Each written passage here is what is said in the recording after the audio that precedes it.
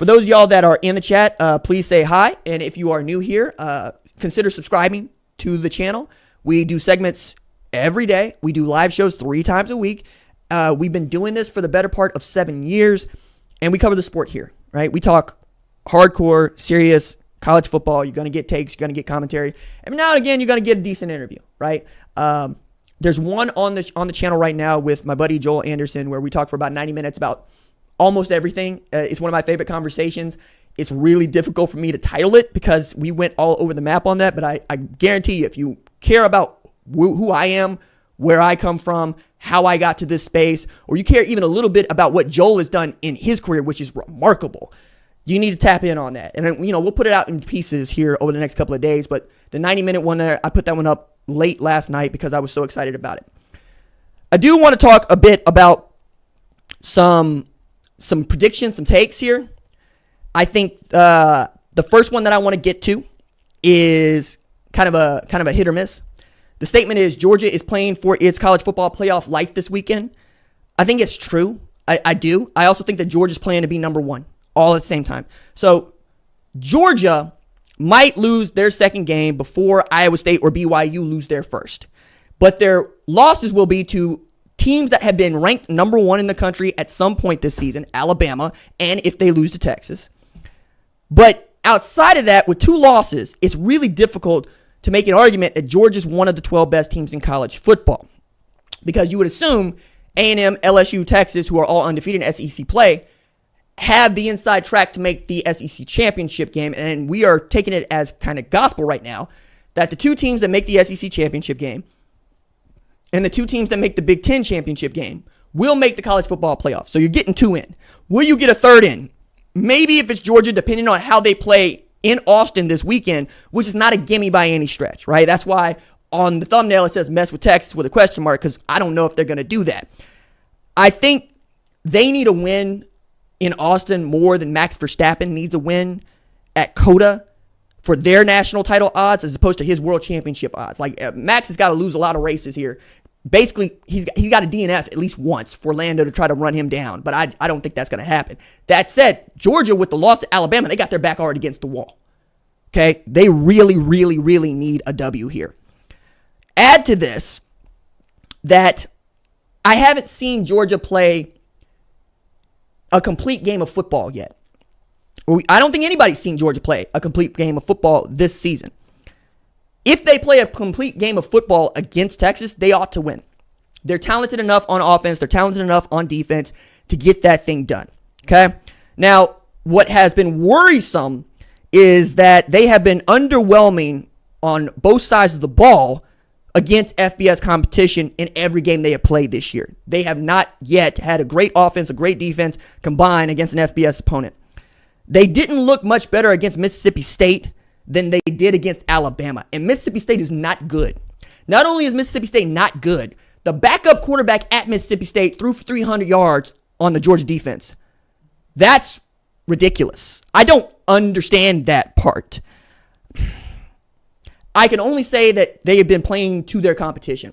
Because short of that game against Clemson, we haven't seen a great Georgia performance. And even that, the offense got off to a slow start. It was the defense that was really a monster against Clemson in that game. Now, going on to the 40 acres on Saturday, I think they need to show themselves to be one of the 12 best teams in college football. No matter what the outcome is. If they win or they lose, they need to show that they were giving Texas the what for and the how now. The Bulldogs have also scored 31 points in each of their last 3 games, and they failed to do that at least once. Just once this year, right? So they're scoring. If UGA can stand up against Texas and that defense can stand up against Quinn Ewers and whatever Steve Sarkisian is going to do to get his playmakers the ball, I would not be shocked to find out a defeat of Texas nets Georgia the number 1 ranking in week 9. This is why I was saying a couple weeks ago that I could see the number 1 ranking exchanging hands a few more times this year, right? I already thought that Oregon should be number 1, right? They thought the beating Oklahoma was enough, right? 34-3. Okay, fine. I think that if Georgia wins against Texas, they have the best win of any team in college football. Oregon beat Ohio State at home. Georgia goes on the road and beats the number 1 team in the country with their only loss being to Bama. I think you're gonna warrant that, because the Vanderbilt one, which looked awful at the time, doesn't look so bad anymore because Vanderbilt has not only beaten Alabama, they also have beaten Virginia Tech and Kentucky, and they're on a winning streak. So it's not as nasty a loss as it was when it first happened to Bama. It's still not good because the math on that just doesn't look good for anybody who has any sort of degree of separation to Vanderbilt. That said, if Vanderbilt goes and they win 6 games, 7 games, 8 games, we're going to call them a good team, and that loss is not going to look so out of place, right? Bama avoided losing to South Carolina last week, and that in and of itself was eyebrow raising for me because I thought that was going to be a good get-back game for them, and now they're up against it as well when they go play Tennessee. But staying on Georgia, Texas right now, I think it is interesting that Kirby Smart and I see his team the same way going into this week. Matter of fact, quote that he used in the press conference was, I thought, the best of his press conference ahead of Texas. And I'm going to read it in its entirety so you get what I'm getting at here. I want to see them play their best game against Texas. This is Kirby Smart.